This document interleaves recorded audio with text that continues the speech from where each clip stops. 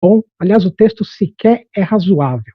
Não existe acordo para a votação desse texto e não é definitivamente um momento bom para a sua votação. A Câmara opera em sistema remoto e especial de deliberação. A gente está perdendo mais de 1.000 pessoas por dia para o coronavírus. E qualquer parlamentar, qualquer agente público desse país deveria estar concentrado em salvar vidas e não em querer votar um projeto de lei numa situação em tramitação especial e urgente na Câmara dos Deputados para abrir espaço para grileiro de terra se beneficiar nesse país. Portanto, não é nem bom, nem o momento e nem tem acordo. Na verdade, tudo isso que ele falou é um grande absurdo. Existem cartas do Ministério Público, de ambientalistas, estudiosos agrários, CONTAG, movimentos do campo, indígenas, ex-ministros do meio ambiente, centrais sindicais, todos criticando o tema, todos criticando o PL, todo mundo dizendo que existem questionamentos e problemas nesse texto e no momento da votação. Não é possível acreditar que existe acordo para voto numa situação dessa. É muito claro, está tudo aí. Né? É, esse processo, inclusive, ele não está só se dando na época do coronavírus, e essa é uma crítica muito grande e grave que a gente faz, como esse processo de um PL que pode liberar grilagem de terra está acontecendo num momento em que o desmatamento está subindo na Amazônia, na véspera da temporada de fogo na Amazônia, e num momento em que está aumentando a violência contra populações locais, quer dizer, o que deixa ainda a situação de votação da SPL mais absurda. Chega a ser ridículo as declarações de quem acha que é o momento, ou há a possibilidade de votação. Não é que a gente não quer discutir o assunto, a gente quer discutir. É exatamente por isso que a gente está dizendo que ele não pode ser votado nesse momento. É exatamente por isso que a gente quer que ele seja discutido no pós-pandemia e fora dessa situação toda que nós estamos vivendo de agravamento da crise e destruição ambiental dentro da floresta e, obviamente, o coronavírus como fator principal. O texto, só para a gente ter uma ideia, ele é tão ruim, e o momento é tão descabido e tão desproporcional que a gente acabou de assistir agora, recentemente, de ontem para hoje, manifestações internacionais sobre a votação desse texto. São empresas, mais de 40 empresas da cadeia da soja e da carne, que são produtos que compõem aí importante valor de exportação para o Brasil, dizendo que a votação desse projeto, que se soma à continuidade, né, que se soma aos projetos antiambientais do governo, colocam em risco as transações comerciais do país. Existem parlamentares da Alemanha e da Inglaterra que enviaram mensagens pedindo ao presidente da Câmara dos Deputados que não vote. O presidente da Câmara dos Deputados esteve na Europa o ano passado e viu e ouviu o quanto que essas medidas antiambientais fazem mal para os negócios do Brasil, para a imagem do país, vão afetar empregos de pessoas aqui dentro, num momento de pandemia em que o país vai enfrentar não só a crise sanitária, como uma crise econômica gigantesca. Quer dizer, não faz nenhum sentido. Não há acordo, não há ambiente, não é o momento, faz mal para a economia. Nós estamos aqui, na verdade, para fazer um alerta, para deixar muito claro isso tudo. É um projeto de lei desastroso. O simples fato dele votar é desastroso. E soma-se a isso um outro problema, que esse projeto pode ainda ser piorado, e muito piorado, durante a sua discussão no plenário, com emendas, e até mesmo com vetos do próprio presidente da República. Não há acordo para votação, não há como você garantir que nenhum texto, esse que já é ruim, não tem como garantir nada porque ele já é ruim. Né? Mesmo que existisse um bom nesse momento, como você não teve acordo, ele pode simplesmente ser totalmente alterado durante a situação de votação no plenário. Portanto, na verdade, é um texto que não faz sentido, a gente está aqui para denunciar isso, para dizer que não existe esse acordo e para dizer que o Brasil só tem a perder demais com isso. Nós até agora assistimos uma devastação, um conjunto de medidas para destruir o meio ambiente, a área socioambiental no Brasil. Acontece também em outras áreas, na área agrária, de educação, de cultura, mas nessa área ambiental existe um pacote que diariamente é implementado. Até hoje, o Congresso foi talvez um canal em que a gente pudesse ter alguma esperança de colocar um freio, ao menos nas alterações legislativas de retrocesso na área socioambiental. Se o Congresso votar esse projeto de lei da forma como está, no momento que está, o Congresso brasileiro começa a ser partícipe e corresponsável pela política antiambiental do governo Bolsonaro. Isso é tudo o que a gente não precisa para a economia e para a imagem do país. Obrigado.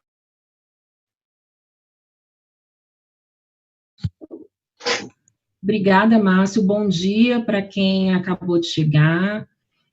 Só retomando aqui algumas orientações, gente, por favor, quem for entrando, desliguem os vídeos e os microfones para poder melhorar a conexão das pessoas. Agora a gente acabou de ouvir o Márcio Astrini, secretário executivo do Observatório do Clima. A gente vai passar para Maíra Moreira, assessora jurídica da Terra de Direitos e advogada popular. Maíra, você está online? Oi, Maíra, tô. Pode começar, Flor. Ok. Bom dia a todas e todos. Eu gostaria de destacar, principalmente, dois aspectos dessa proposta, né, legislativa, né, desse PL 2633. O primeiro é que ele permanece colocando em risco um amplo, um extenso número, uma extensa quantidade de terras públicas, né, no que tange a possibilidade de perda de receitas e mesmo em relação à possibilidade de que sobre essas terras haja efetiva fiscalização pela autarquia fundiária responsável, o INCRA, né? Se a medida provisória 910, ela já trazia a possibilidade de amplo destacamento com aquele limite de 15 módulos fiscais, né, sobre os quais havia dispensa de vistoria prévia, e, ao mesmo tempo, possibilidade de regularização por mera declaração do ocupante. Esse PL, ele traz também uma ampliação da faixa de terras que teria tal dispensa, ainda que fale em vistoria por sensoriamento remoto. A gente verifica que essa ampliação de até 6 módulos fiscais, quando a gente está falando, né, de todo o território brasileiro, né, quando a gente está falando de terras da União e do INCRA por todo o território nacional, a gente ainda assim fala, né, numa ampla faixa de terras públicas aí sujeitas à transferência para a esfera privada, e uma esfera privada que não se trata de pequenos agricultores, né, uma esfera privada que ainda se trata de médias e grandes, que não necessariamente demonstram que cumprem efetivamente a função social da propriedade. Então, essa é uma primeira questão. O Acórdão 727 de 2020 do TCU, ele faz uma avaliação sobre o programa Terra Legal, que passou por uma ampla auditoria. Infelizmente, o nosso legislativo não está considerando essa auditoria realizada em relação ao programa Terra Legal pelo Tribunal de Contas da União, no qual já foi constatado que houve um prejuízo de cerca de 12 milhões de reais, né, em titulações irregulares. Né? Então, é muito importante que essa auditoria seja considerada pelo Legislativo, porque isso não poderia estar sendo desconsiderado no momento, perdas tão extensas de receitas num momento em que, por exemplo, se estabelece teto de gastos públicos para políticas sociais. Né? Então, nós vemos aí uma grande contradição dessas informações. Além disso, a gente ainda tem a manutenção de dispensa de licitação para imóveis, né, que até um limite de 2.500 hectares, e eu queria destacar também a importância da gente considerar o último texto levado a protocolo pelo relator, que fala, eu vou retomar aqui o texto, que fala em convênios que podem ser realizados com cartórios de registro civil, com forças armadas, com bancos, né, para fins de realização dessa política. Então, a gente tem aí, no artigo 32, né, ainda uma modificação né, a mais atual, que fala, né, de convênios que vão ser realizados com uma série de atores que não necessariamente têm interesse, né, de proteção desse patrimônio, né? Enfim, é importante também destacar uma questão de tramitação, né, que o Astrini já falou na fala dele também, mas se eu queria retomar, a gente tem um contexto, né, de restrição de direitos, a gente tem um contexto, a emergência sanitária, ela coloca também uma série de restrições de direitos, e o Congresso Nacional, através das suas casas, ele vem legitimando, né, com essas votações e com essas pautas, um momento, né, matérias que não poderiam ser discutidas nesse momento. Eu gostaria de fazer referência ao ato conjunto número 2 de 2020, da Câmara e do Senado. Através desse ato conjunto, em relação aos projetos de lei, se estabeleceu que seriam votados prioritariamente e unicamente aquelas matérias relativas ao combate da Covid e também, né, as medidas emergenciais em relação a essa de apoio às populações, né, em relação a esse momento de emergência sanitária. Esse ato conjunto número 2, ele está sendo descumprido.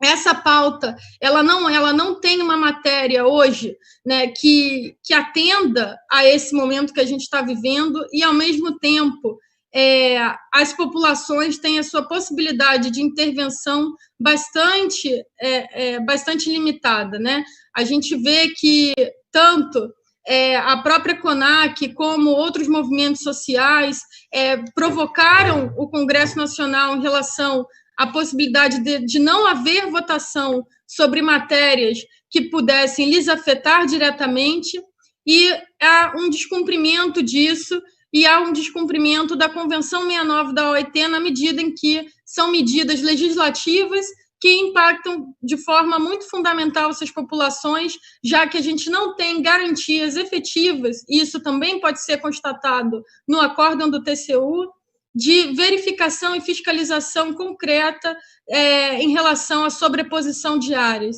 Então, esse projeto de lei, ele também não traz, né, a possibilidade de evitar sobreposição de áreas e, com isso, colocar em risco todas essas populações que ocupam o campo brasileiro, né?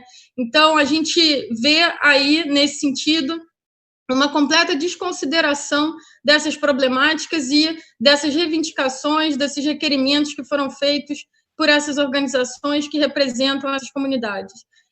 A gente também pode levar em consideração, em relação a esse projeto de lei, né, que ele traz uma significativa desconsideração também da própria realidade do Instituto Nacional de Colonização e Reforma Agrária, o INCRA.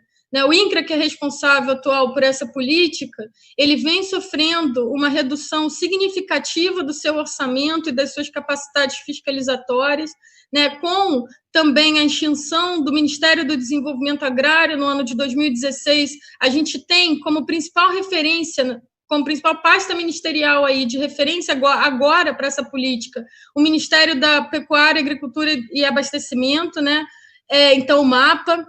Então, a gente tem aí uma passagem, né, uma referência hoje ministerial que representa interesses ruralistas, que representam interesses justamente de quem está defendendo, de quem defendia que até 15 módulos fiscais, como constava no anterior parecer do deputado Irajá, fosse dispensada a vistoria prévia. Então, a gente não tem hoje uma referência na estrutura de Estado que possa efetivamente garantir que não hajam mais violações com esse projeto de lei.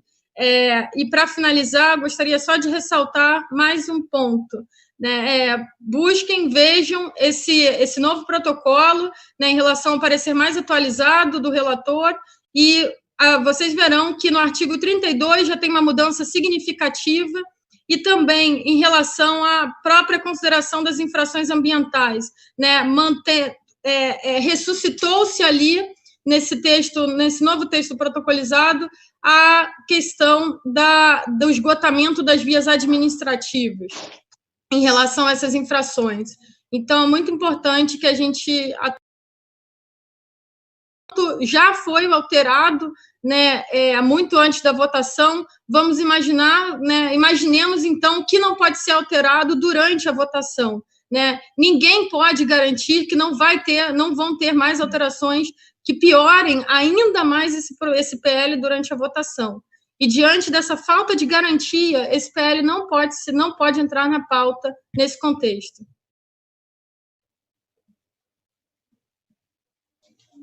Obrigada, Maíra.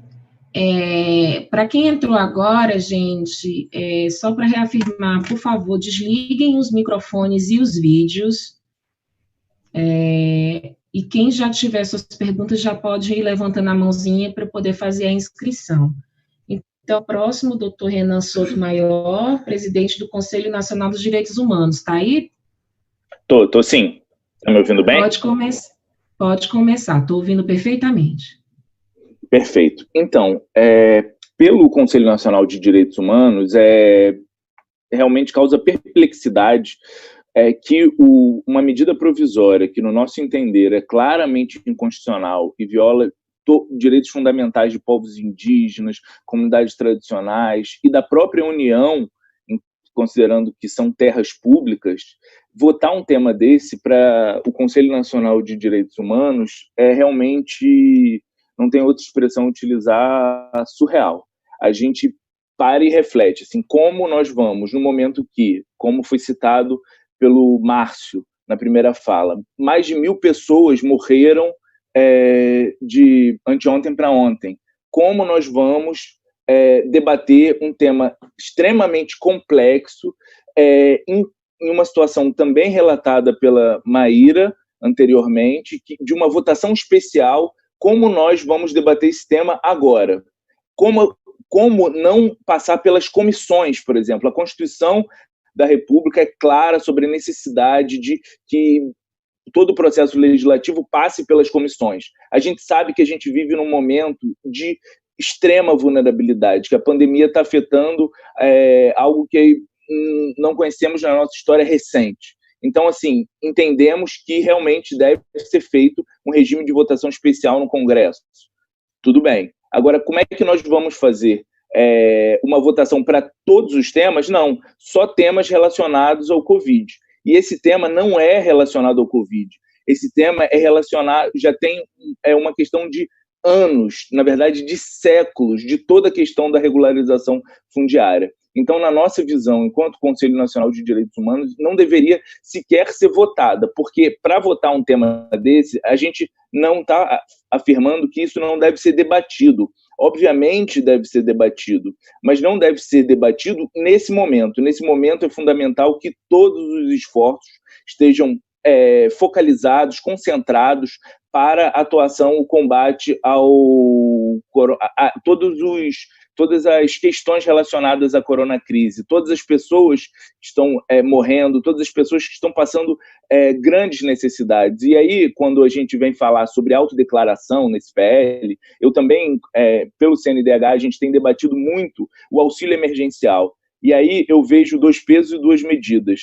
Para essa questão que vai claramente gerar, como já foi falado aqui, uma possibilidade de grilagem, de regularização de terras que não deveriam ser regularizadas. A gente trabalha com a autodeclaração, que no projeto passado, na medida provisória, tinha previsão, e agora no projeto de lei também tem a previsão, mesmo reduzindo o número de módulos fiscais, ainda continua autodeclaração para 6 módulos fiscais. Então, assim, em relação a esse tipo de questão, a gente vai ter autodeclaração, mas em relação às pessoas em situação de rua, sem documentação, para auxílio emergencial, aí a autodeclaração deles não basta. A gente tem negociado com o Ministério da Cidadania, com a Caixa, e em qualquer debate que nós temos, sempre é falado como não pode ser só uma autodeclaração, a gente tem que ter CPF, tem que ter celular, tem que ter uma série de documentos. Então, como é que... são pessoas que estão necessitando do mínimo existencial. Então, como a gente vai debater um tema de tamanha complexidade que exigiria, como foi ressaltado também pela Convenção 69 da OIT, que tem natureza supralegal, ou seja, vale mais do que todas as leis. Então, a gente deveria debater com os povos indígenas e comunidades tradicionais e quilombolas. E como nesse momento de pandemia, que todos os focos deveriam ter tratados para o combate tanto da doença como os efeitos nocivos na economia, no direito à alimentação dessas pessoas, como a gente vai parar e debater isso, sem passar em comissão nenhuma, simplesmente violando todo o nosso arcabouço jurídico.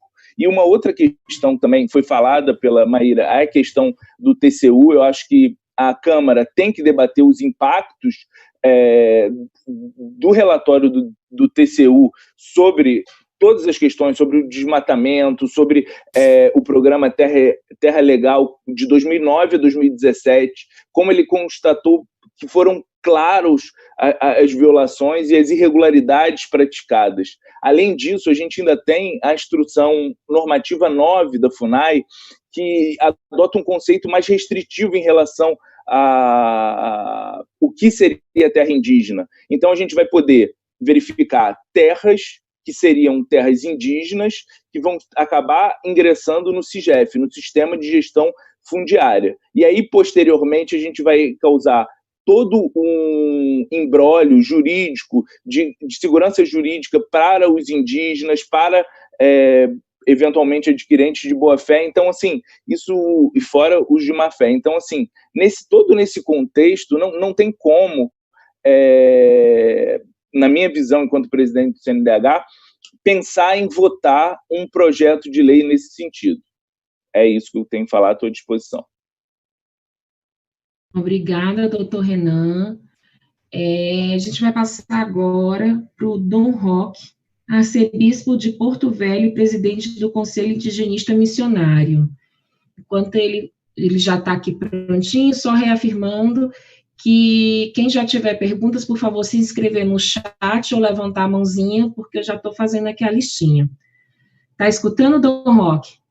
Estou escutando, não sei se estou sendo ouvido. Tá, perfeitamente, pode começar. Bom, eu queria, assim, agradecer a oportunidade de participar com os senhores e senhoras, tantos jovens aí, nesta conversa partilhada, nessa entrevista. Também dizer que nós estamos celebrando os 5 anos da Laudato Si, que foi também um marco para nós, cristãos católicos, nessa perspectiva da missão nossa, como cristãos, da corresponsabilidade do cuidado da casa comum. Né? Tudo é criação de Deus, tudo faz parte da obra de Deus. E Deus se revela, como nós ouvimos através do sínodo, a Amazônia é o lugar também da manifestação de Deus na sua criação e na sua riqueza de povos, saberes, sabores e assim por diante. Há poucos dias, a presidência da CNBB fez uma manifestação, uma nota, em torno da medida provisória 910, que agora passou pelo projeto, como muito bem os que antecederam aí, o Márcio, a Maíra e o Renan, pontuaram. Passou sendo simplesmente troca, né? de 6 para meia dúzia, e assim vai, continuamos mesmo no caminho da morte e do esbulho e da apropriação das terras públicas e passando por cima dos direitos dos povos originários e dos pobres também. Dom Valmor, assinando a nota, ele dizia que a Igreja reconhece o empenho também do Congresso Nacional diante da pandemia. Por outro lado, não é o momento dessa votação, porque a sociedade quer discutir. Assim como foi assinado agora também pelo Renan, é preciso passar pelas comissões, mas a sociedade como um todo quer discutir essa temática, que é de real importância, de muita importância para o país, né? Nós precisamos encontrar caminhos de uma justiça social e tudo. Por isso, nós também, seja o CIMI, mas de modo particular, a Conferência Nacional dos Bispos do Brasil, diz: não é o momento da votação. Não é possível nós entrar numa temática tão espinhosa que vai gerar mais violência no campo e, consequentemente, nossa imagem, né, diante do mundo, mas, sobretudo, a nossa realidade dos pobres vai se agravando cada vez mais. Por isso, então, nós gostaríamos de ressaltar a posição da CNBB, consequentemente também do CIMI. Eu gostaria de dizer 3 coisas agora. Primeiro, isso aí vai trazer aquilo que eu acho que foi, desculpa que eu sou um homem velho e atrapalhado, foi a Maiara que dizia, né, sobrepor propriedade e propriedade. Eu ouvi uma vez, agora eu não sei mais porque o homem é tão grande que a gente não consegue muito chegar perto, mas o homem trabalhou muito tempo, é paraense, e ele falou numa palestra para nós, no encontro da Igreja da Amazônia, dizendo que o Ministério Público Federal fez, juntamente com o Ministério Público Estadual, se assim entendi bem, no Pará, um levantamento cartorial das propriedades registradas. Creio que o senhor sabe, mas só para lembrar, o estado do Pará tem 1.247.955 quilômetros quadrados. Segundo o desembargador, precisaria 3 vezes mais o estado do Pará para colocar todas as propriedades, né, que estavam registradas cartorialmente, se é essa expressão correta, lá no Pará. Então, isso aí vai ser terrível, né? Segunda coisa, a experiência, eu trabalhei 10 anos e meio em Roraima. A experiência que eu fiz lá, também na minha missão de padre, é esta. Historicamente, o que o governo brasileiro fez?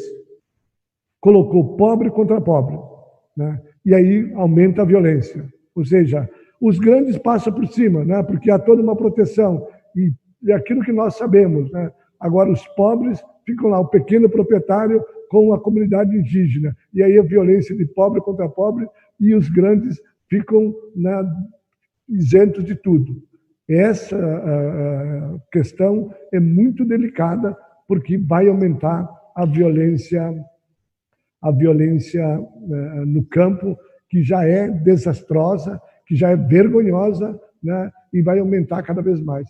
E a terceira questão, eu também concordo com aquilo que já se foi dito, né? É preciso que a gente tenha incidência, seja no Congresso, mas também seja no Supremo, seja onde for, se em âmbito nacional e internacional, porque nós não podemos ficar, apesar de sermos brasileiros e gostarmos desta pátria amada, deitados eternamente em berço esplêndido, numa hora dessa tão desafiadora, não só por esse projeto de lei da grilagem, da morte, mas diante do avanço do coronavírus e da questão da justiça social, da questão da dignidade, né, dos pobres desse país.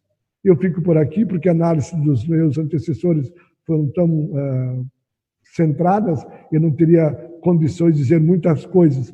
E também está chegando, se não me falha a memória, mais um companheiro nosso, não sei se eu pronuncio certo, Pico, que está aí, eu acho, preparado, né, para entrar diretamente. Muito obrigado. As perguntas vocês dirigem aí para o Márcio, para a Maíra e para o Renan. Deixe um velho de fora, porque já estou na terceira idade.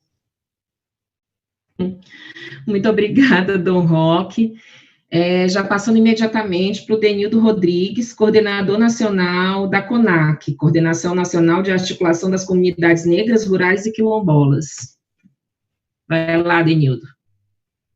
Bom dia a todas e a todos, né? Nós da CONAC somos contra este PL nesse momento, né? Inclusive, a CONAC, ela protocolou no Congresso Nacional, né, um ofício pedindo para que nesse momento de pandemia fosse respeitado principalmente o luto das pessoas, né, que perderam suas vidas, que perderam seus familiares, né, nesse período que a gente está vivendo de pandemia, né.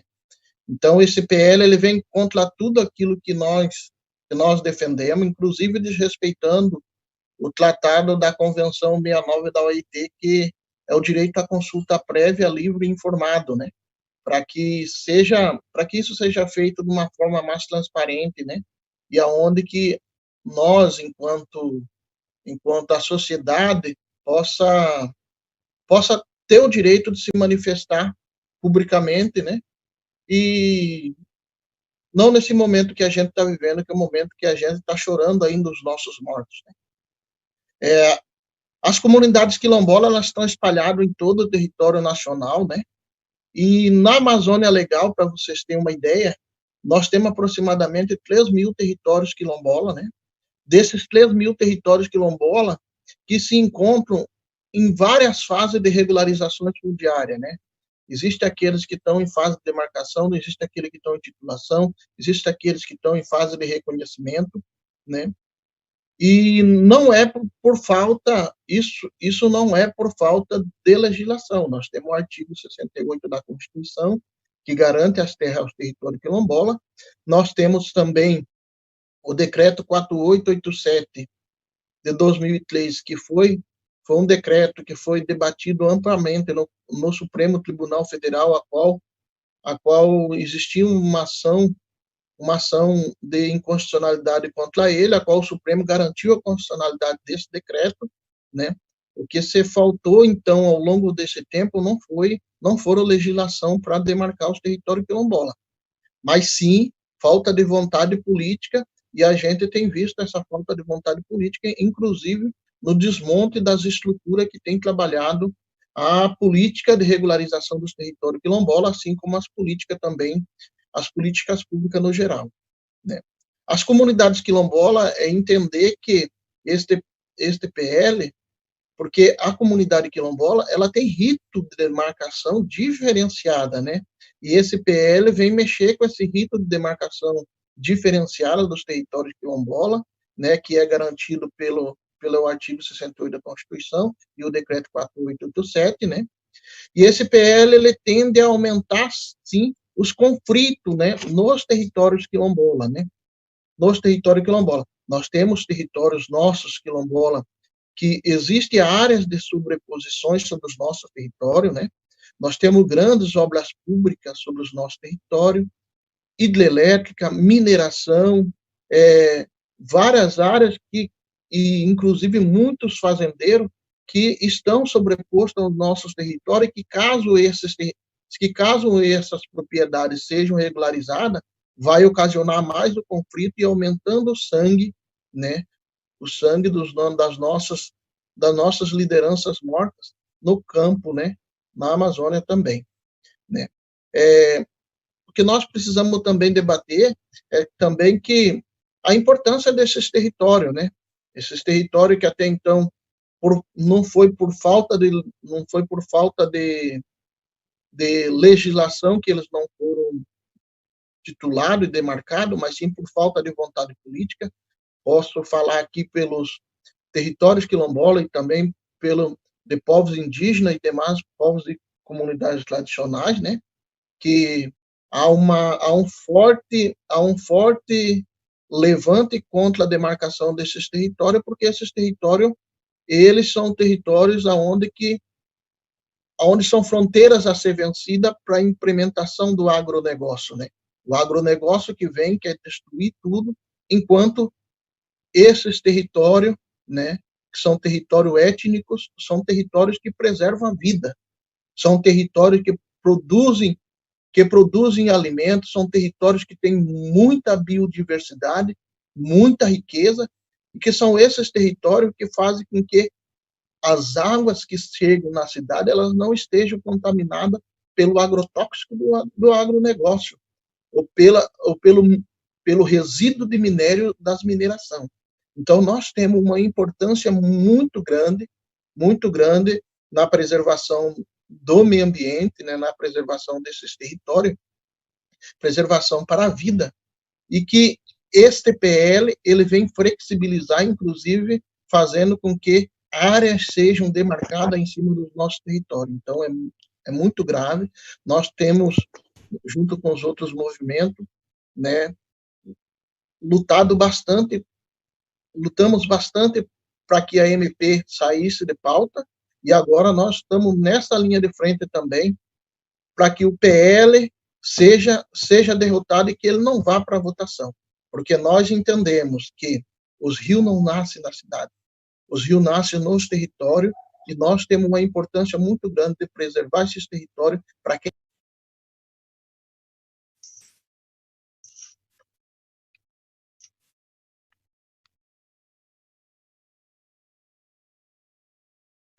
Ô, Bico, isso.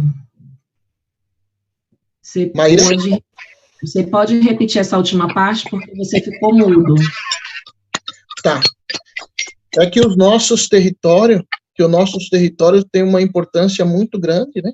Nosso território tem uma importância muito grande de preservar a vida, né? Porque as águas, elas não nascem na cidade, as águas nascem nos territórios, e de fato, a terra tem que ser dada para quem é dela de direito, né? Que são os povos tradicionais que estão ali naquela área, não para aumentar a grilagem e aumentar os conflitos sangrentos, assim como tem acontecido no campo. Obrigado. Obrigada, Denildo. Então, gente, já passando para o Luiz Arref, da Coordenação Nacional do Movimento dos Trabalhadores Rurais Sem Terra. Vou pedindo aí para as pessoas já se inscreverem para as perguntas, seja levantando a mãozinha ou colocando no chat. E, por favor, desligue os microfones e os vídeos. Obrigada. Pode começar, Zarref. Bom dia a todos e todas. Agradecer a presença nessa coletiva de imprensa. Primeiro, eu quero ressaltar a amplitude dessa articulação que está contra esse PL da grilagem do desmatamento. Não é uma batalha entre ambientalistas e agronegócio. É uma defesa de um amplo leque de organizações pela vida, de pastorais, movimentos do campo, das águas e das florestas, centrais sindicais, movimento de direitos humanos, inclusive setores do próprio agronegócio, que estão contra essa medida, que é uma medida extremamente arcaica. O segundo elemento é que a medida provisória, ela já tem feito os seus impactos. A medida provisória caducou ontem, mas ela foi editada em dezembro do ano passado. E tudo o que nós temos visto de aumento da violência no campo e de aumento do desmatamento tem conexão direta com a edição dessa medida, porque ela estimulou esse processo. Se vocês abrirem qualquer site na internet de venda de terras, vocês já vão ver que inúmeras terras públicas aonde nós estamos, organizações do campo, movimentos populares, já estão sendo ofertadas. Terceiro elemento é o que já foi dito pelos que me antecederam. Não é o momento de se debater este PL. Não se resolve magicamente um problema de 500 anos. Não faz nenhum sentido, no momento de dor, de sofrimento do povo brasileiro, entrar uma discussão atravessada como essa. E é muito importante nós nos atentarmos que esse processo é um processo de abrir a porteira. O processo legislativo hoje, ele é um processo especial, inclusive, de certa forma, autoritário, porque não permite nenhum debate popular, se ele não for para tratar das questões de saúde e de resolução das emergências econômicas e sociais e alimentares do povo.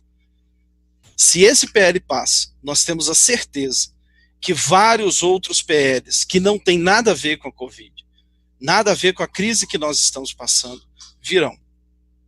E os impactos desse PL, embora o relator tente dizer que não é a mesma coisa da MP, é a mesma coisa, eles já estão nominados aí.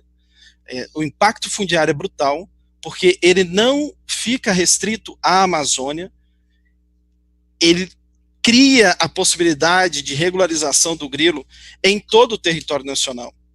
E como bem disse a Maíra, e como bem disse o doutor Renan, diferente do que é feito no auxílio emergencial, diferente com o que é feito na reforma agrária, diferente com o que é feito nos territórios indígenas e quilombolas, ele abre a possibilidade de que qualquer instituição possa fazer a vistoria.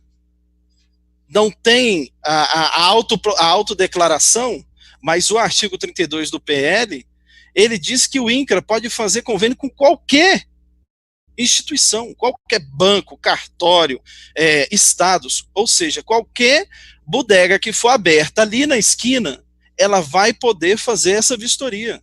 Então é uma mentira que se criou no PL amarras para que não se tenha a regularização da grilagem. Enquanto, para o auxílio emergencial, as pessoas têm que sofrer na fila por dias, estarem vulneráveis ao coronavírus, enquanto território legítimo dos povos indígenas e quilombolas tem que passar por um processo cada vez mais burocrático. Enquanto a reforma agrária está completamente parada, eles querem criar um processo extremamente acelerado de regularização da grilagem. Ainda esse PL tem um impacto de bilhões de reais, se estima entre 60 a 80 bilhões de reais nos cofres públicos, porque ele aplica um bônus absurdo no momento onde o país está discutindo como é que vai sobreviver a uma crise econômica. Ele aplica bônus absurdos para que esses grileiros tenham suas terras regularizadas. E, mais uma vez, esse PL, ele tem a marca do desmatamento e do sangue, porque esses grileiros, eles não estão parados, eles não estão em casa, eles estão matando a mata, estão matando o cerrado, estão matando os nossos povos. Por isso eu quero reafirmar que esse momento é o momento do Congresso Nacional discutir as medidas para enfrentar o coronavírus, mas também é o momento de se discutir como a agricultura camponesa, a agricultura familiar, como nós que já estamos nos territórios, nos assentamentos, nos acampamentos, nos territórios indígenas, quilombolas, dos povos e comunidades tradicionais, vamos produzir alimento saudável e barato para o povo brasileiro. Na semana passada, inúmeras organizações, representando toda a amplitude do movimento camponês, do movimento das águas e das florestas, apresentaram um plano emergencial para o Congresso brasileiro com medidas para que o Estado brasileiro estimule a produção de alimentos e distribua esses alimentos por meio da CONAB, por meio dos seus vários órgãos, por meio da alimentação escolar, para o povo brasileiro. Essa é a missão do Congresso brasileiro agora, e não a missão de regularizar o grilo e de legitimar o desmatamento. Obrigado. Obrigada, Zarref. Então, gente, a gente já abriu para as perguntas, já tem uma pequena lista aqui, começando pela Laís Duarte, da TV Cultura de São Paulo. Ela está aí? Oi, estou sim, vocês estão me ouvindo? Até o abrir. Perfeitamente, Laís. Então, tá bom. Bom dia a todos. Muito obrigada por essa iniciativa de fazer essa coletiva, porque a gente precisa mesmo falar sobre esse assunto. Eu queria, como eu sou de televisão, e a gente tem um público muito grande que muitas vezes não está atento ao tamanho do risco de termos a aprovação desse projeto de lei, já era arriscado ainda mais nesse momento que o país e o planeta estão enfrentando. Queria pedir, de repente, para o professor Astrini ou para o Renan, quem se sentir mais à vontade para explicar, como é que a gente podia explicar para o povo, para as pessoas em geral, o tamanho do prejuízo que esse projeto de lei pode impedir sobre o meio ambiente. O que você não vai querer aqui? Bom, Nós não conseguimos ouvir, porque tem microfone aberto. Quer que agora vocês estão me ouvindo? Quer que eu repita a pergunta? Posso repetir a pergunta? Pode repetir, por favor. Eu gostaria de pedir, por favor, explicar para um minuto, Laís. Pedir novamente para as pessoas fecharem os microfones. E, se possível, os vídeos, a Laís vai repetir a pergunta. Eu gostaria de pedir que um de vocês, por favor, possa explicar, de forma geral, para as pessoas. É claro que o tema é muito amplo e complexo. O que é esse projeto de lei e quais os riscos ele pode trazer para as nossas comunidades indígenas, para o nosso meio ambiente, até para a nossa economia, por favor. Obrigada, Laís. Vamos fazer o seguinte, a gente tem uma lista aqui, por enquanto, de 4 pessoas. A gente pode fazer as 4 perguntas, retornar para as pessoas da coletiva, e depois a gente vê e abrir um novo bloco, é tranquilo, para o Astrini, Dom Roque, Zarref, Maíra. Tá ótimo. Ótimo. Perfeito. Ótimo. Então, vamos lá. Próxima pergunta. Oi, Dom Roque. Mana, eu não posso ficar muito tempo. Eu tenho um compromisso, 11 horas e 15 minutos, a 2 quilômetros daqui. E eu não posso perder meu emprego. Tá? Então, eu vou ficar. Tá? Certo? Obrigado, desculpa. Obrigada, Dom Roque. Já para a próxima pergunta, o Valdemir, que está cobrindo pela CSP com multas, está aí? Valdemir?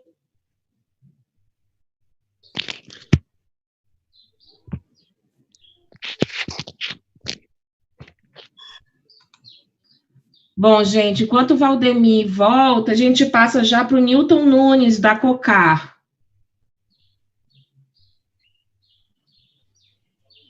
Maíra, posso falar uma coisa? Bom dia. Deixa o Newton perguntar, Laís, aí você fala depois, pode ser? Newton, por favor. A minha pergunta é, vocês não acham que essa PL 2633 oferece a perspectiva perigosa de que vários grileiros do país podem se utilizar de laranjas para regularizarem o maior número possível de terras griladas? É isso, Newton? É isso aí. Obrigada. Cristiane Sampaio, do Brasil de Fato. Oi, gente. A minha pergunta foge um pouco da questão do conteúdo em si, do projeto, e parte mais para a articulação política relacionada a ele. Eu não sei qual entidade se sentiria mais à vontade para responder, mas a gente sabe, claro, que a sociedade civil tem feito o seu papel, a sua articulação, o seu advocacy junto aos atores políticos ali do Congresso para tentar adiar essa pauta. E aí eu queria saber o seguinte, eu fiquei com vontade de saber um pouco mais de onde vem o principal apoio a esse PL e de onde vem as maiores resistências. Eu sei, claro, que a oposição é contrária, a oposição rejeita o conteúdo da matéria, além de pedir o adiamento da votação. Mas, para além da oposição, eu gostaria de saber, por exemplo, onde há dissidências no campo da direita liberal. Se vocês tiverem condição de responder isso, né? Foi dito aqui, inclusive, que foi destacado aqui que a pauta divide, inclusive, o próprio agronegócio, né? Houve manifestações internacionais relacionadas ao perigo que representa a aprovação desse projeto de lei, e eu fiquei com vontade de entender um pouco mais esse bastidor da configuração de forças no legislativo, né? Diante dessa pauta. Será que as entidades teriam condição de tirar um pouco essa minha dúvida? Obrigada, Cris. O Valdemir voltou. Pode fazer a pergunta, Valdemir?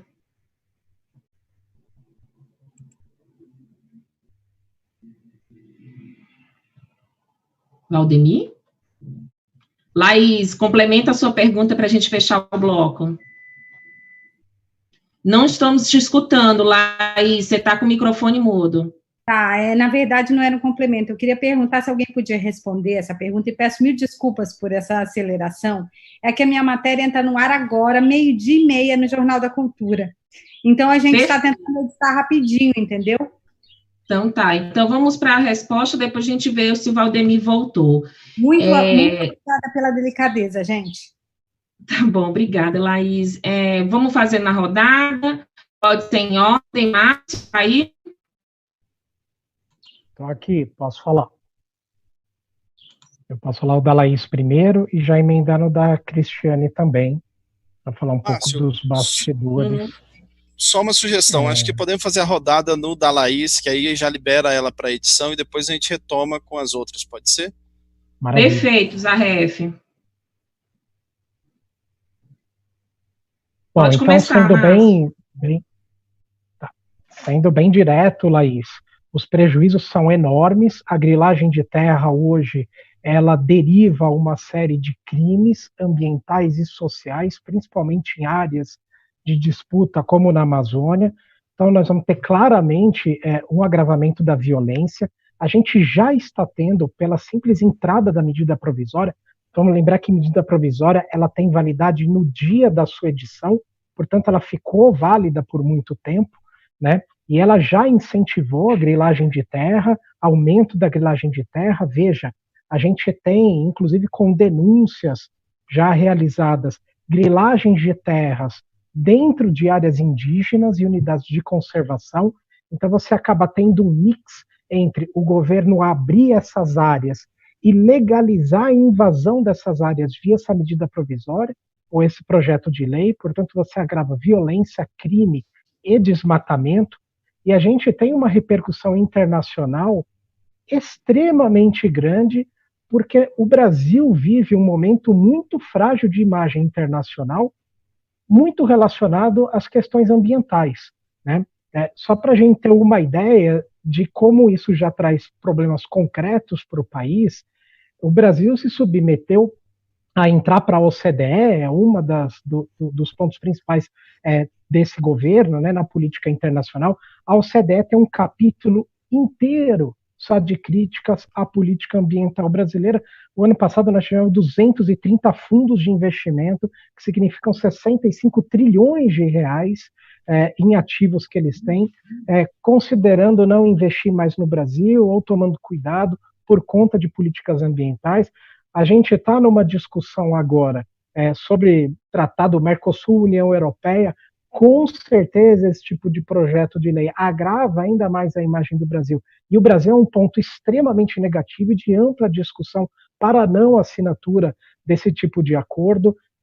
Nós tivemos a manifestação ontem mesmo de 40 empresas que compram produtos do Brasil, ameaçando boicote, não é preocupados apenas os supermercados da Inglaterra, ameaçando boicotar o país se a medida provisória dessa de incentivo à grilagem for para votação. Então, quer dizer, é um cenário terrível, não existe justificativa para se votar isso. Você tem prejuízo econômico, de violência, de desmatamento social, não há ganho, só quem tem ganho é o grileiro de terra, só ele, o resto do país perde. Gente, pode ir em ordem. Mayra? Oi, sobre a pergunta da... Oi, vocês estão me ouvindo?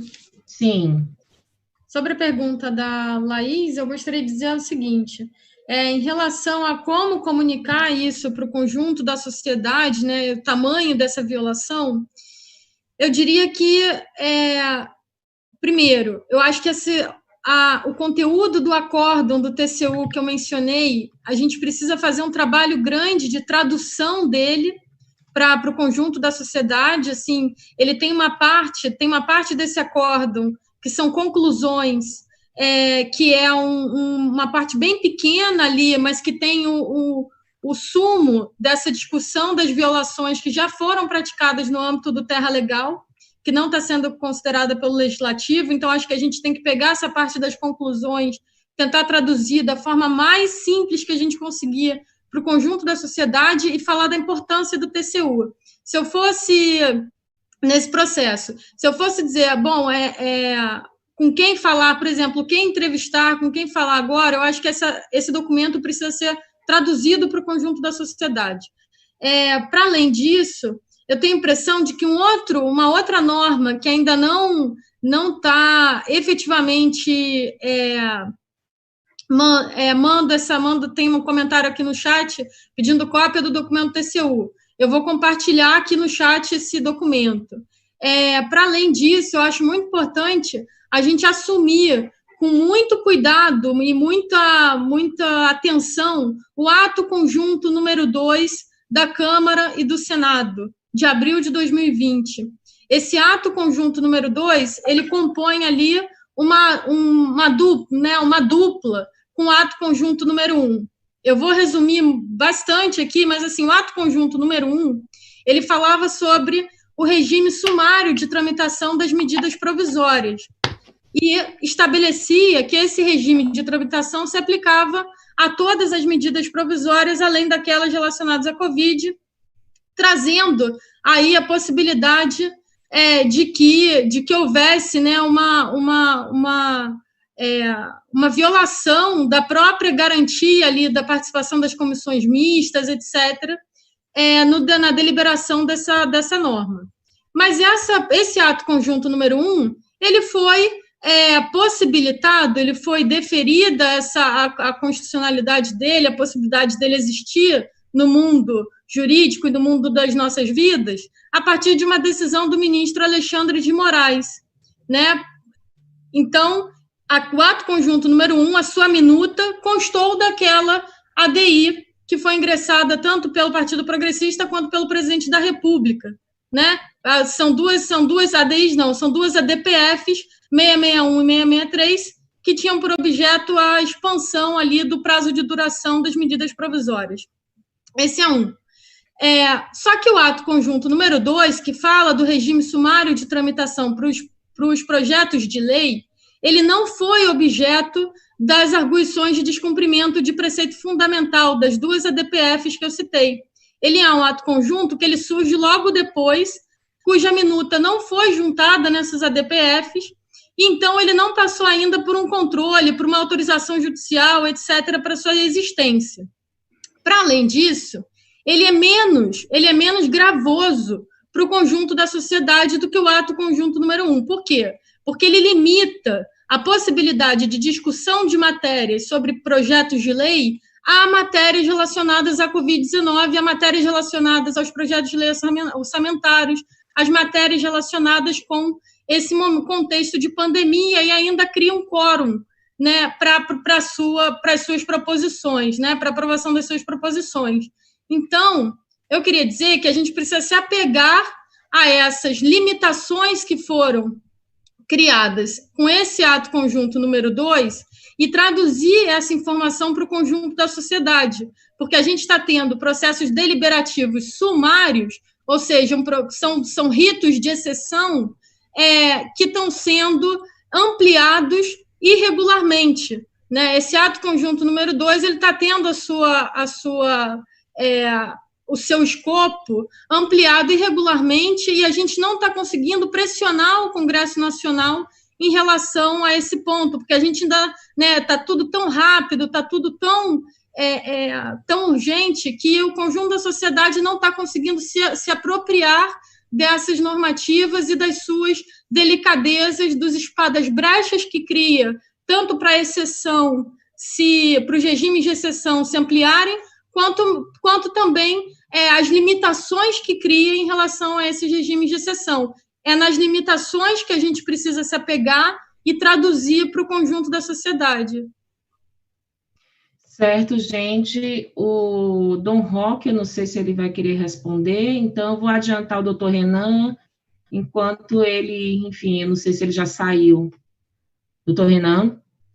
Opa, então, só tentando traduzir um pouco, o que o PL 2633 de 2020 ele representa é realmente a possibilidade de você regularizar terras públicas que foram invadidas, né, que são objetos de grilagem, e passar essas terras públicas para pessoas que efetivamente invadiram essas terras, pessoas que praticaram diversos crimes, homicídios, diversos conflitos no campo ocorrem em virtude dessa chamada regularização de terras públicas. Então, assim, na visão do Conselho Nacional de Direitos Humanos, é uma grave violação aos direitos humanos você possibilitar que pessoas que praticaram crimes invadindo e ocupando essas terras, que elas possam ser simplesmente premiadas com essa regularização. E não que isso não tenha que ser debatido, a regularização fundiária é um tema fundamental, deve ser debatido,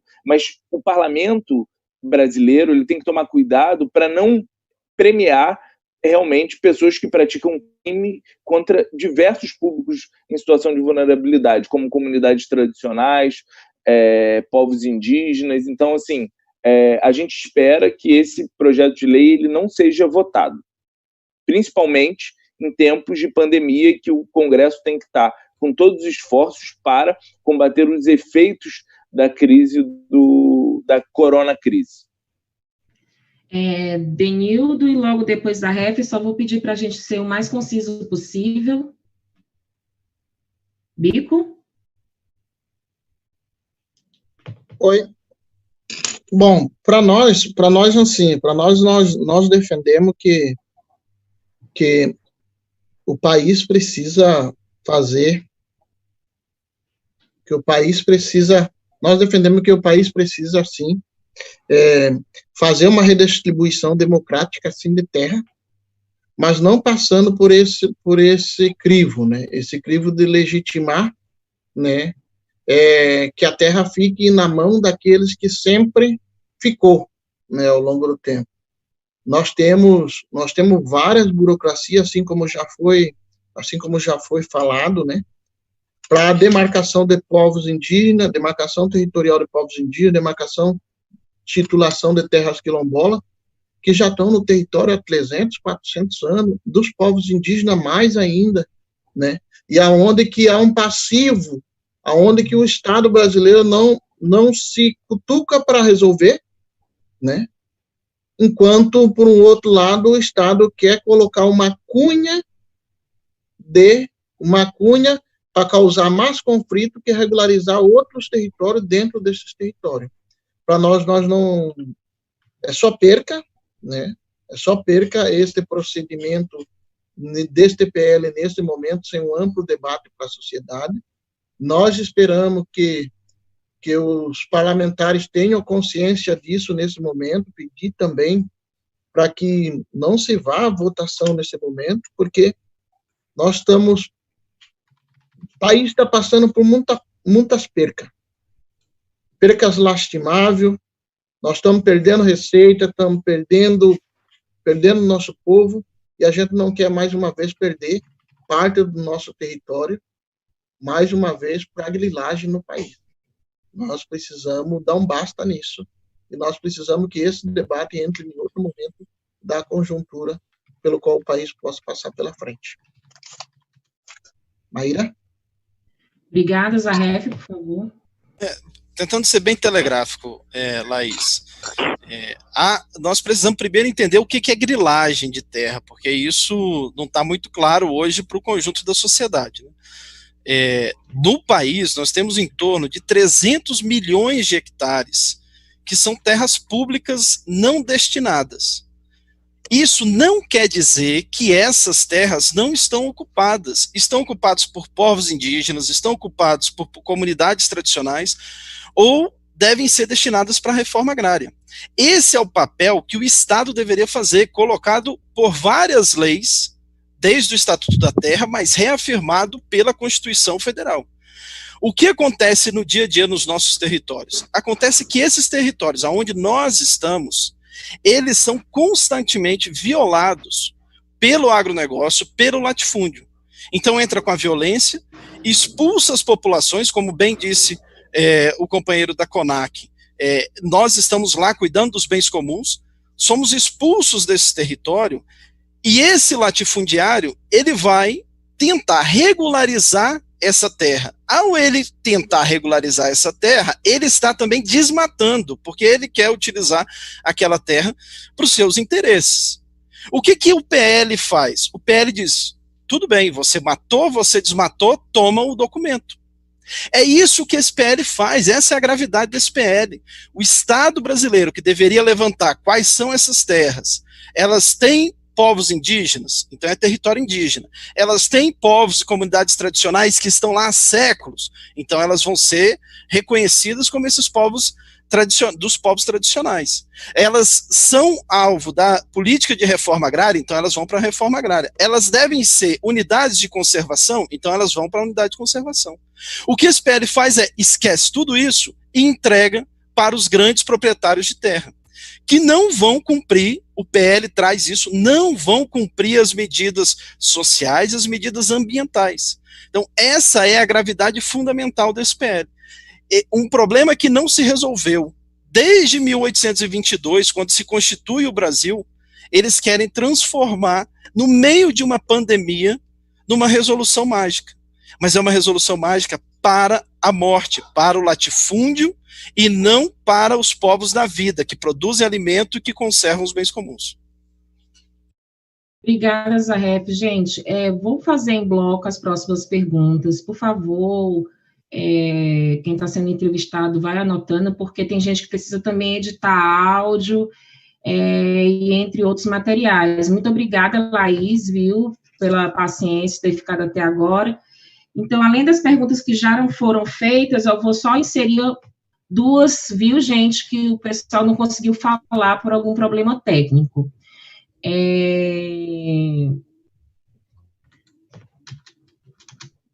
A primeira se trata, a relação da MP 915, votada ontem no Senado, e o PL 2633, e se existe uma frente nacional para enfrentar o PL 2633.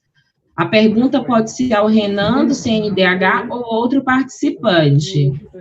E a Simone, do Correio Brasiliense, Repete a pergunta, eu não ouvi, falhou aqui. Vou repetir, gente. Por favor, gente, feche os microfones. Obrigada. Só um minuto. Vou repetir a pergunta. A relação da MP 915, votada ontem no Senado, e o PL 2633, e se existe uma frente nacional para enfrentar o PL 2633. A pergunta pode ser ao Renan, do CNDH, ou outro participante. A Simone, do Correio Brasiliense, pergunta quais os principais pontos que diferem o PL da MP. Então, novamente, uma nova rodada, de preferência abordando todas as perguntas para poder contemplar todos os jornalistas. Márcio. Eu vou falar um pouco mais, só para a gente dividir aqui, para não ficar todo mundo falando da mesma coisa, né? Senão vai muito tempo. Vou falar um pouco da pergunta da Cristiane, do Brasil de Fato, o que está por trás mesmo dessa MP, as articulações políticas e etc. e tal. Bom, a MP, quando ela nasceu lá em dezembro, quando ela foi apresentada, ela faz parte de uma linha do governo Bolsonaro, que é o de abrir áreas protegidas no Brasil e também de ofertar a ocupação de terras públicas. Então, só para a gente ligar uma coisa com a outra, esse é o governo que já disse que, por exemplo, iria rever as demarcações de unidades de conservação, mandou um projeto de lei há pouco tempo permitindo mineração ou querendo permitir mineração e agronegócio de larga escala dentro de terras indígenas, fez, inclusive, a edição de uma instrução normativa há poucos dias atrás, a 09, em que ela diz o seguinte: se a área indígena, mesmo que esteja ali reconhecida, a existência de povos indígenas, etc., mas se ela não tiver homologada, ela é passível de ocupação mesmo assim, ou de requerimento de ocupação dentro dessas áreas. Então, você tem uma política dentro do governo, que é uma política de favorecer quem vai ali tomando terra, e não mais uma política de favorecer o reconhecimento do uso da terra de forma social e coletiva, mas sim individual. Então, eles estão desfazendo os usos coletivos de terra, isso é vamos dizer, um ato contínuo, tentando isso, e privilegiar esse. O problema é que quem toma terra individualmente, principalmente em larga escala, é a grilagem. A grilagem, inclusive, ela é organizada. Vamos dizer assim, a grilagem de terra na Amazônia é mais ou menos a milícia no Rio de Janeiro, entendeu? O que também já explica um pouco a simpatia do governo Bolsonaro pela grilagem de terra, porque você tem um paralelo talvez muito próximo aí. Então você tem esse atendimento. E tem que faz parte ali do público que frequenta, inclusive, o Palácio do Planalto, Esses grileiros de terra, eles estão não só organizados, como são base de suporte para o governo. Essa MP também, ela serviu muito nessa pretensão do governo federal de juntar o Centrão. Então você tem grande parte do Centrão ali bastante interessado nessa medida provisória, então ela teve esse duplo papel, fomentar ali base eleitoral, base de apoio do governo, e reunir ou aproximar o Centrão. Agora, o que aconteceu com essa MP? Ela rodou, e há 2 meses atrás, mais ou menos, 1 mês atrás, mais ou menos, você teve uma votação da MP 905, que foi uma quebra de um acordo que tinha dentro do Congresso. Não vou entrar em detalhes, mas isso gerou um ruído muito grande para dentro do Congresso, e aí, numa reaproximação, principalmente com a oposição que o Maia fez, porque quebrou o acordo e a oposição foi mais prejudicada, ele refez um acordo de não votar a MP 910, Então ele, vamos dizer, para solucionar um problema lá, ele fez um acordo em cima da MP 910 e alguns outros temas. E aí quebrou o acordo de novo, colocando a MP 910 para votar. Então, por isso que também isso ajudou muito, para além, né, da MP ser ruim, o texto, etc., ajudou muito a subir a temperatura dentro do Congresso. Hoje, eu te diria o seguinte, esse PL, o que se transformar essa MP, para além do centrão e para além do atendimento dessas milícias do campo, né, e do desmatamento, você tem um componente novo, que é a disputa pelo comando do Congresso, uma vez que a gente vai ter eleições da presidência da Câmara no próximo ano, né? Então, você tem, por exemplo, a veiculação de uma ideia de que o próprio relator seria um dos nomes do próprio presidente para estar na disputa da presidência da Câmara. Você tem um outro bloco, que é o Arthur Lira, né, interessado em fazer muito barulho nessa MP e piorar essa MP na votação de plenário, né, essa é a intenção desse bloco aí do Arthur Lira, para poder ter mais apoio do Centrão, e o Arthur Lira é exatamente uma das pessoas que está fazendo a aproximação do Centrão com o Bolsonaro. Então existe uma articulação muito grande que envolve o Centrão, disputa da presidência da Câmara e do Congresso, né, e essa aproximação aí, né, e esse atendimento, vamos dizer assim, de grileiros mesmo de terra, mafiosos do desmatamento, que fazem parte da base de suporte do governo. Então tem muito disso daí por trás de toda a votação desse assunto. Vou parar aqui porque eu já falei demais, aí tem todas as outras coisas. Obrigada, Márcio. Renan, doutor Renan.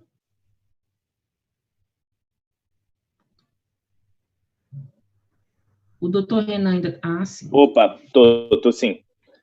Então, em relação à medida provisória citada, né, 915, eu acho que, pelo menos assim, numa análise mais perfunctória, eu percebo que tem uma outra noção, tem relação realmente com toda a visão neoliberal do governo em relação à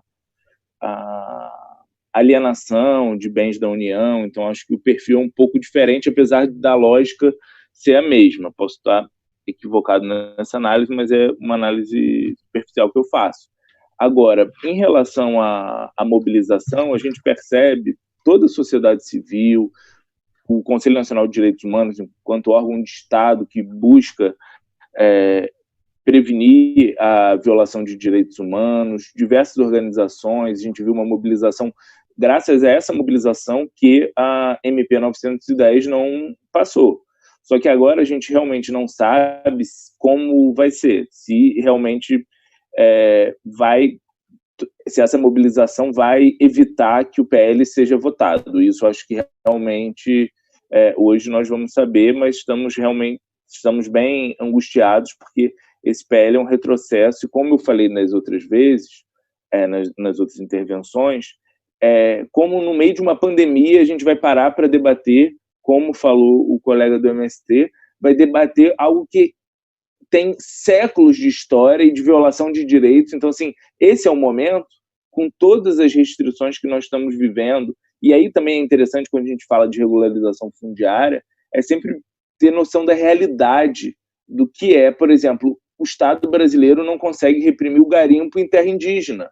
A gente não consegue. Então, como é que a gente vai ter uma ilusão a partir de uma autodeclaração dos possíveis grileiros dessas terras? Como a partir disso, a gente vai confiar que não vai ocorrer uma regularização de terras que não eram para ser regularizadas para essas pessoas? Como falou o companheiro da CONAC, é fundamental lembrar, assim, toda a situação que passam os povos quilombolas, a luta por toda a titularização de terras, os povos indígenas, que ficam processos que se arrastam 10, 20, 30 anos. Então, como é que a gente vai falar de regularização fundiária nesse contexto? Para a gente falar de regularização fundiária, a gente tem que pensar em todo o sofrimento desses povos e buscar evitar que ocorram mais conflitos, mais mortes no campo, porque como está pautado esse PL, vai ser assim, como já foi falado também, a medida provisória está em vigor, então já está causando está aumentando os conflitos no campo, então a gente espera que isso seja realmente não pautado nesse momento. Obrigada, doutor Renan. Já passando imediatamente para o Denildo Rodrigues. Ô, Mayra, posso só falar uma coisa? Só um complemento aí, doutor Renan. Pode sim. É que esse PL aí dá autodeclaração para grileiro de terra, né? Eu queria saber se lá no Congresso eles vão apoiar a autodeclaração para demarcação de terra indígena, reforma agrária, quilombola, pode ser uma ideia também, né? Tá bom, vamos lá, Bico. Denildo Rodrigues. Denildo, você está mudo.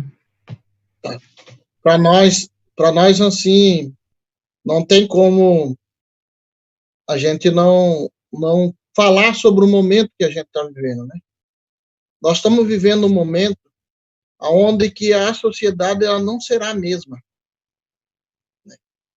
Nós estamos vivendo um momento inclusive da gente repensar, né, muitas coisas, inclusive as ações do Estado ao longo do tempo, que culminou também, né, num afloramento de uma crise no sistema de saúde muito grande, né, onde que foram séculos e séculos de não investimento, séculos e séculos de abandono, né, da população, né, em geral, né. Então a gente não pode repetir o mesmo. A gente não pode repetir o mesmo privilegiando esses setores que sempre foram privilegiados, né? E esse é um dever, não só nós do campo, não só as organizações do campo, mas todos os lutadores, defensores e defensoras de direitos humanos, quem sonha em um país melhor, quem sonha em, de fato, a gente não continuar pós-pandemia repetindo os mesmos erros, é um dever nosso, da sociedade em geral que quer mudança, né, para que a gente não sejamos os mesmos, lutar contra esse PL. Porque esse PL, ele retraz tudo a continuidade do mesmíssimo, da mesma coisa, que é as grilagens, que é a matança no campo, que é o desrespeito aos povos indígenas, o desrespeito às comunidades quilombolas, e nós não queremos, principalmente no momento de crise como essa que nós estamos vivendo, uma crise de saúde pública, onde as pessoas não estão tendo tempo para chorar os seus mortos, que se passe um projeto como este que vai aumentar cada vez mais e que vai continuar perpetuando a mortalidade, vai continuar perpetuando esse modelo a qual nós combatemos há séculos. Nós, negros e negras, né, como todos sabem, nós lutamos contra esse modelo de exclusão social, esse modelo que não nos garantiu até hoje o direito à terra, né? E agora o Congresso que não nos garantiu, o Estado brasileiro que não nos garantiu o direito à terra há menos 500 anos aqui no Brasil, 520 anos, quer garantir direito à terra aos fazendeiros, aos grileiros, numa rapidez muito grande. Então, assim, a sociedade tem uma obrigação moral nisso, de defender a retirada deste PL e lutar contra esse PL. Obrigado, Mayra.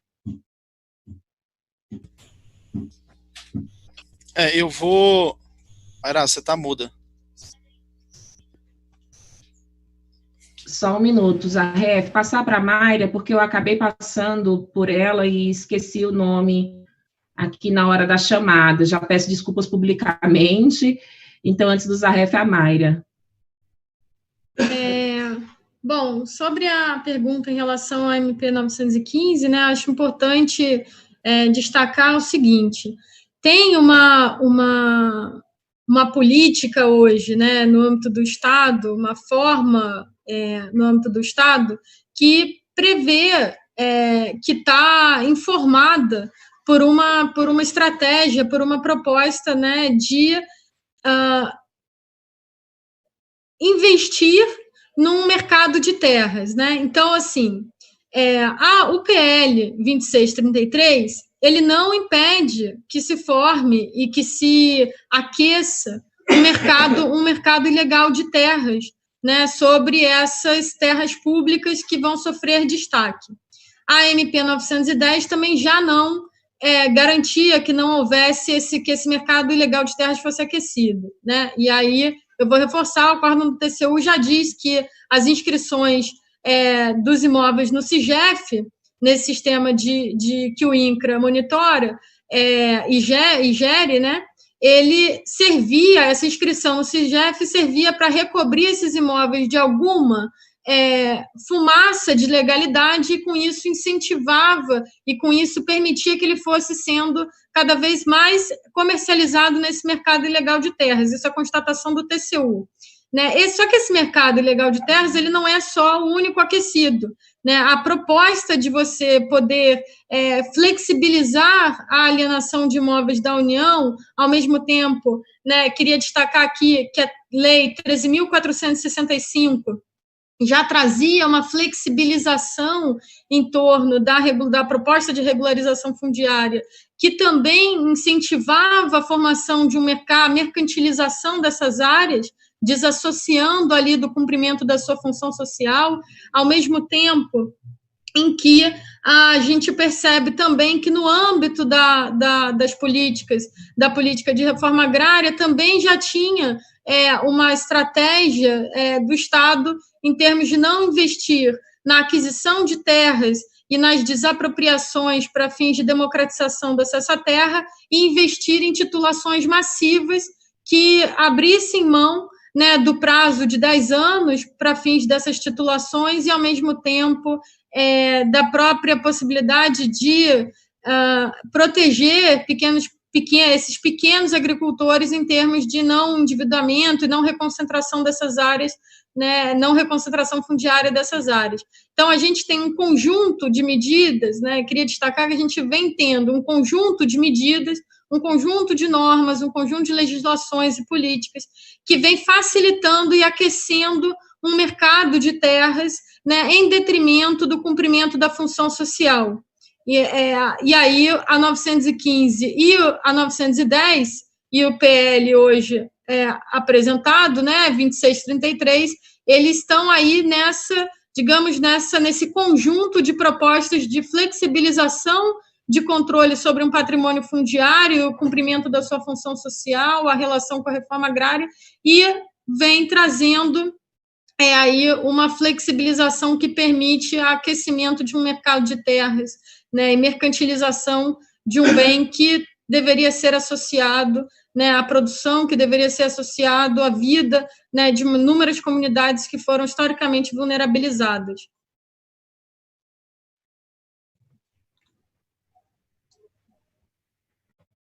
Obrigada, Maíra. Luiz Arref? Eu vou só complementar, porque eu acho que a maioria das coisas foram respondidas. Mais um pouco do Newton e da Simone, eu acho. Sim, esse projeto ele tem toda a conexão com os laranjas, os famosos laranjas. Porque ele faz uma pequena mudança da medida provisória, que do ponto de vista legislativo parece muita coisa, mas na realidade não muda quase nada, porque ele vai colocar o limite para a autodeclaração em 6 módulos. Se o interesse da medida provisória, do projeto de lei, fosse a agricultura familiar, ele usaria o conceito de agricultura familiar, né? Então ele coloca a autodeclaração para 6 módulos. Isso quer dizer, não é para agricultura familiar, é para 6 módulos, e isso já está suscetível a burlar por meio dos laranjas, mas principalmente ele mantém que todo o território nacional, até 2.500 hectares, pode ser regularizado, desde que tenha uma suposta vistoria prévia. Qual que é a malandragem que tem aí nesse PL? quem é que vai fazer essa vistoria prévia? Não é só o INCRA. O INCRA pode estabelecer convênios com várias organizações, inclusive com estados, que podem, por sua vez, fazer organizações com escritórios de fachada. Então, esse processo de vistoria prévia, que está colocado aí no PL, ele é uma mentira, ele é uma enganação, porque ele não vai ser feito. É óbvio que vão ser compradas essas vistorias. E, ao mesmo tempo, é claro que vão ser 2.500 hectares em um nome, em um CPF, isso pode, inclusive, para pessoa jurídica, tá, pelo projeto de lei, o que é mais grave ainda, e 2.500 hectares do lado pode ser em outro CPF, mas isso dentro do rol de laranjas que os latifúndios vão utilizar. Então, sim, esse projeto, ele é possível, completamente possível, que seja utilizado por laranjas. Então, tem essa mudança, Simone, que é, digamos assim, na letra da lei, mas no prático, ela altera muito pouco. Uma segunda grande questão que esse projeto tem, que é a questão ambiental. O projeto de lei, ele diz, não estarão passíveis de regularização aquelas áreas aonde tenham sido identificados crimes ambientais. Só que o próprio projeto de lei diz, mas aonde tem crimes ambientais, primeiro, como bem foi colocado pela Maíra nessa última versão que nós tivemos acesso, crime ambiental é quando tiver, segundo o projeto de lei, todo o processo administrativo concluso. Isso no Brasil nunca acaba. Segundo, ele coloca, não, mas se teve crime ambiental, se tramitou tudo isso, que nunca acontece, mas o latifundiário que quer regularizar, assinar um termo de ajustamento de conduta, se esquece esse crime ambiental. Então, gente, na realidade, tem letras que vão ser letras mortas. Se o latifúndio expulsou a comunidade quilombola daquele território, desmatou, para ele se regularizar, sendo bem prático, ele vai num escritório de fachada, pega essa vistoria, assina um termo de ajustamento de conduta, depois de já ter desmatado tudo, ninguém vai fiscalizar esse termo de ajustamento de conduta, e ele vai ter a regularização do seu grilo. Essa é a realidade do PL, que, portanto, não modificou substancialmente a essência da AMP. A AMP era uma excrescência, era um absurdo, mas a gente sabe que eles se movimentam assim, eles colocam um absurdo para negociar no meio, só que esse meio é a partir do absurdo, não é a partir da lógica dos povos, né? Então, o que está colocado na medida, no projeto de lei, atende ainda aos interesses substanciais de quem pautou a medida provisória. O Naban Garcia, que é do governo Bolsonaro, que elaborou a medida provisória, ele queria que qualquer um fizesse essa autodeclaração. O projeto de lei e o relatório agora, ele cria supostas travas, mas que a gente sabe que no dia a dia, nos nossos territórios, vai ser praticamente a mesma coisa.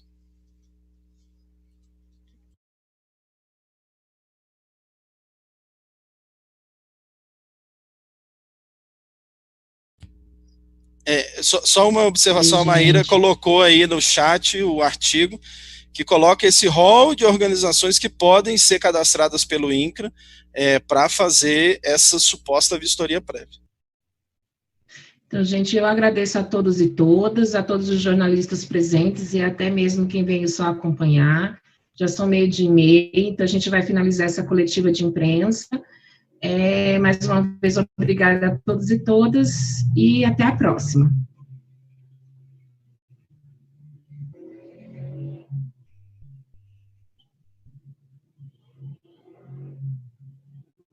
Até mais, obrigado, Maíra. Obrigada pelo convite. Até mais, obrigado. Obrigado, Maíra, obrigado, companheiros. Obrigada, Bia. Obrigado a todos, tchau, tchau.